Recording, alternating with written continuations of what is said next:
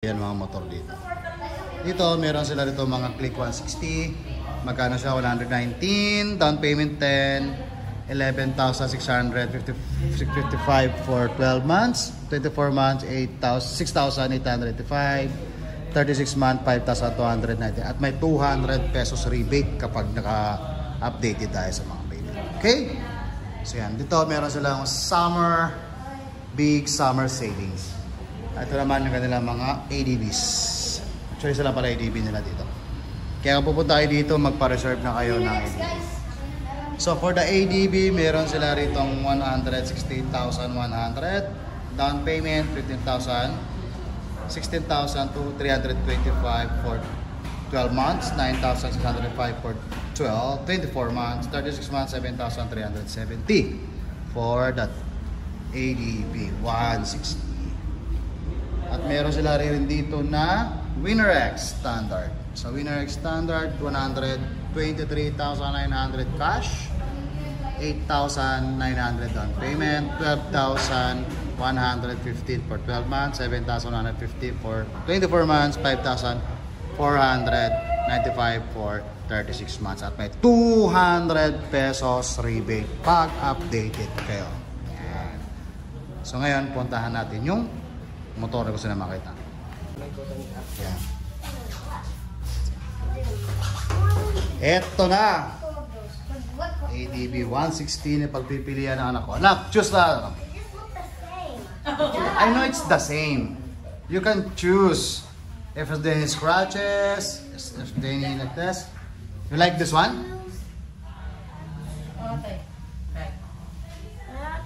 This one, baby. Baby, this one. This one.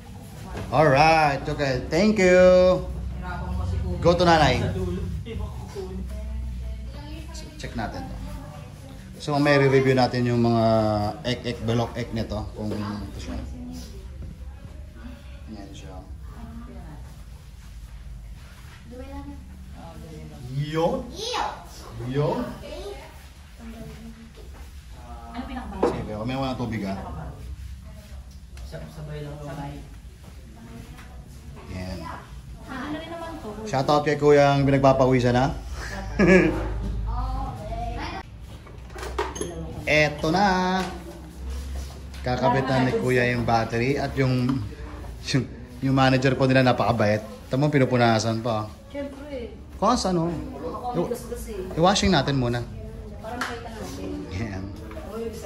Yan. So ito pala yan. So pag binili mo siya, nasa labas pa yung battery. Ah, doon pala nakalagay yung ano ng battery niya. Diyan pala siya, lalim.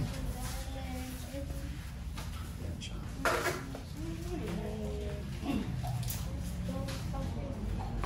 Yung? Marami kang may lalagay dito pa. Ano na? Marami kang may lalagay dito. Kuya naglalagay sa battery. Kuya, anong battery?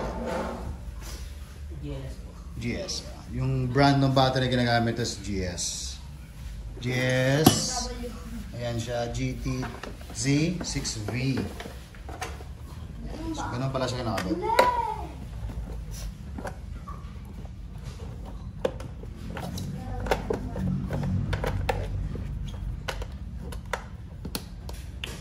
Dumating na, sana? Nagawa pa lang.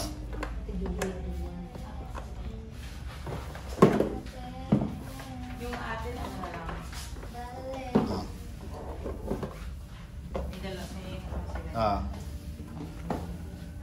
Pag-uwi na bahay, review natin to. Yun, tinetesting na ni Kuya. Maya pag-uwi natin ng bahay, sa ating re-review naman to. So, tingnan natin kung check lang natin. Alam na marami namang review po na kakalabas.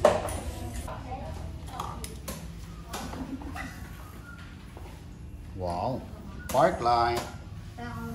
And line.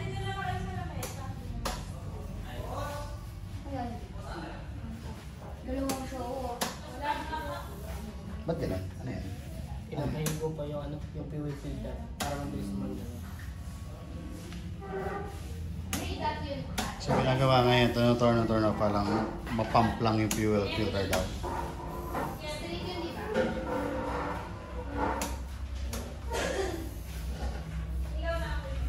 Nice. Ganda pala ng puti. Napaka-elegant. Yo.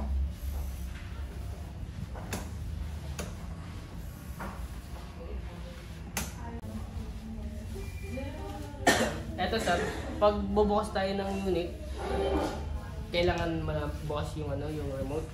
Ayan. Push mo lang tong knob. Tapos tutunog yung key indicator.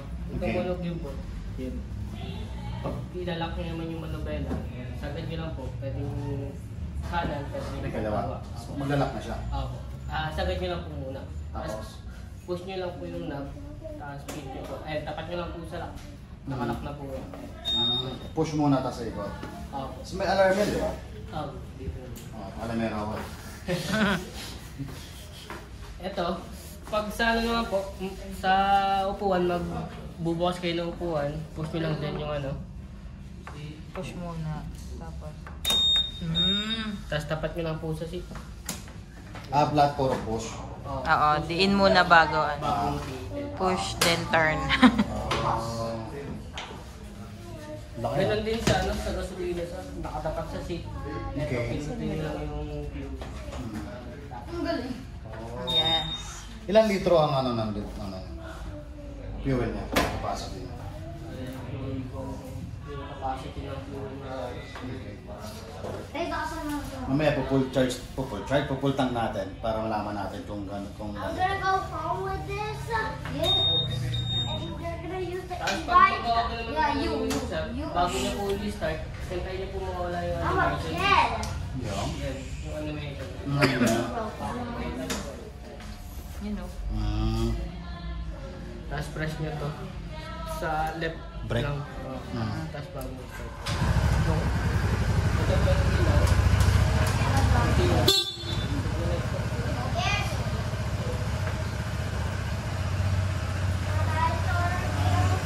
Not yet. May hazard pa to? Meron po. Ito po yung hazard niya. Oh my hazard. Sorry na. Hindi na kami nagkaroon na hazard. Ano nga po ito yung high view stop nito. Basta nailit na yung makina mo, okay na nabuta sa stop light. Automatic yung mamatay yung makina. Parang BM. Kapag yung bigalan sa bawat isa, kahit hindi na po i-start. Pero ba vibrate na? Sa akin, sa best po ako ng system. Ito, kung mapapansin nyo sa unang bukas, iilaw yung engine indicator niya. Ayan. Normal lang po umilaw yan, pero once na naka-steady yan, dali nyo lang po dito. Ibig sabihin sira yung May mga problem. wire. Yung kulay red. Ito hindi, yung orange. Orange, sorry. Yun yung Yeah, engine. Engine check. Opo. Tapos ito naman yung indicator na kulay red na yan. Ilaw ng naka-steady yan, pag bawas yung kulang nyo, Wala naman. refill lang naman po yun. Pero pwede rin siya palitan din. Kung gusto ng client. Halimbawa, gusto nyo i-drain yung kulang nyo. Pwede rin. After 3 years to 3 years. 2 years ganun. Yung ABS naman sir, yung anti-lock naman sir. May ABS din to. Oh, baby. ABS. Saan siya? Harap likod? Sa Harap likod lang. po. Sa likod. Sa harap. Anti-lock po. Halimbawa, bildahin na ba kayo?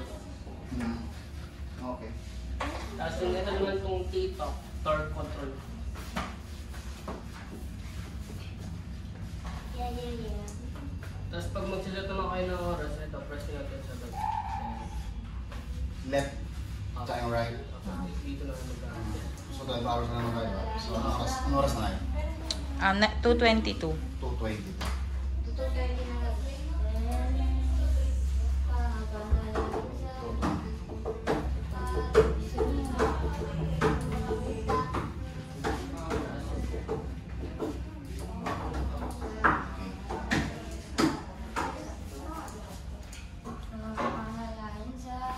Ito naman yung ano.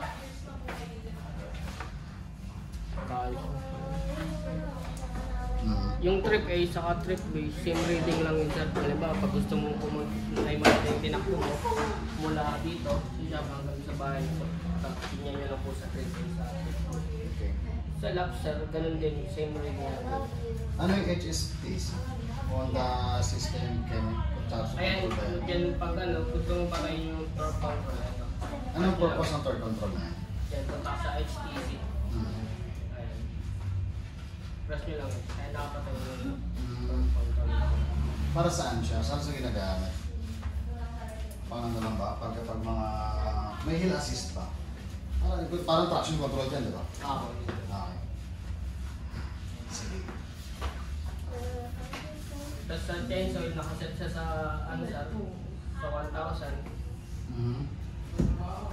Naka-reset agad siya sa 1,000. Pwede nga yung pag-usaw ng chainsaw nyo, pwedeng 500, pwedeng 1,000. Kung di nyo naman may sa alamin, kaya punta na lang po kayo sa babase tayo sa buwan. Go there in the front. Kasi hindi namin magagamit yan eh. Meron pa ako sa scooter na ginagamit. Gamitin na namin siguro pang long ride. Di ba? Long ride? Tapos sa stand sensor na rin siya sa sa mabahay. Sa stand niya, automatic po mga. Parang bit lang. Pero masarap. Ito naman sa ano, sa remote. Sa window, naka-active na po yung alarm niya. Pag pinatay mo dito sa alarm, ay automatic patay lang siya. Pag gusto mong patay yung gusto, ibuksan nyo na lang po yung ano. Unit. Pag gusto nyo mapatayin nyo yung remote sa press mo lang. Pag nakaret po yun, patay na po yan. Hindi gumagana ba? Okay. Patay na siya. Ano magiging cost na pag hindi gumagamit? I'm sure. Hindi mo siya mabuksan. Magamit ka lang ng para di lang malawat. Nakakalalim pa tayo tao. Pag yung on, Pag yun, press nyo lang. Ito lang ang pagkakuan, is namin yung okay. Halimbawa, nakalimutan namin yung susi dito sa ano. sa loob. Sa loob. Siya nalagay susunod. Okay. Press lang siya. Okay. Manual. Oo. Opo.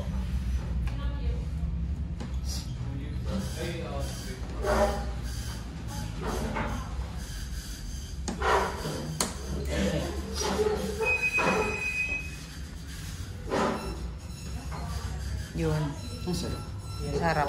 Okay na. Kasi sarado nyo, balik ko lang sa taas nyo ulit. Para may sarado nyo. Hello? Bakit po? Yun lang naman sir, may tanong ako. Wala na. Sige. Okay na po. Alright, sige. Go! Lalabas na ba? Excited na eh.